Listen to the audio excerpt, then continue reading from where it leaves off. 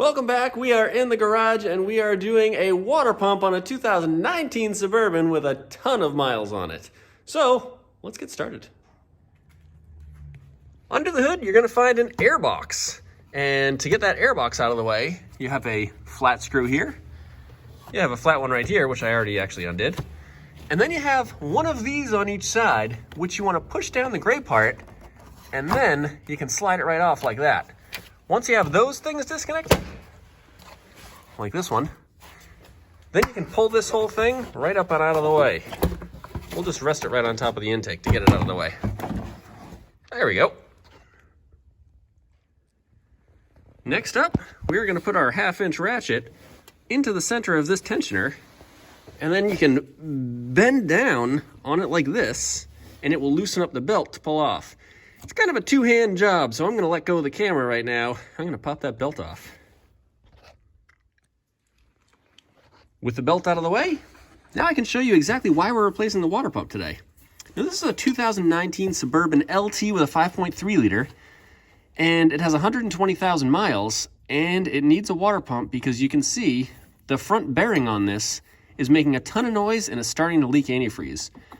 So I'm going to pull this water pump off and replace it because there is no fixing this. So now you can see something that GM did that's pretty cool. They put bolts behind these holes so that you can pull the water pump off out of the housing with just a bunch of 10mm bolts. So we're going to go ahead and pull all those bolts out, and then this water pump should pull right out. I've now taken out 4 of the 6 bolts, and you can see the antifreeze is now dripping out of the bottom. Now it is freezing cold in my garage right now, and the antifreeze is not smoldering hot. I would say it is warm. So the combination is making it look a lot hotter than it is. But I am just basically letting this drain right into a bucket down below. I'm going to be replacing this antifreeze. I'm not going to reuse it again. So I don't really care that it drips over the greasy frame and gets dirt in it and stuff. Since I'm not going to reuse it, I'm just going to let this drain out until it stops leaking, and then we'll put the new pump in. One thing that you can do to make it go a little faster is take the radiator cap off, or actually in this case it's coolant overflow bottle. If you pull that cap off, the vacuum inside the cooling system has gone away, and therefore the antifreeze will pour out a heck of a lot faster. With the water pump out, you can see how the whole thing comes apart.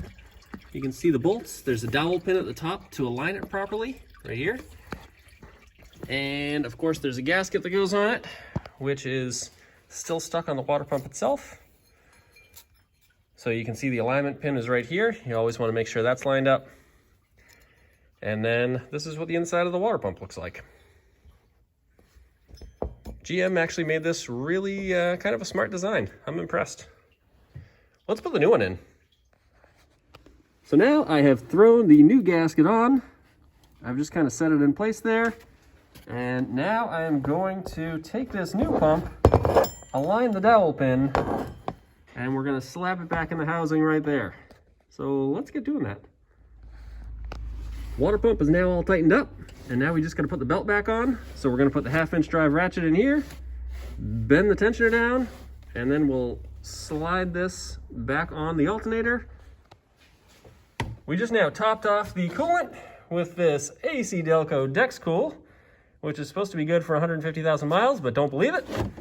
And yeah, this is now topped off. So now we're going to take it for a spin and make sure that the engine doesn't overheat. I don't expect it to.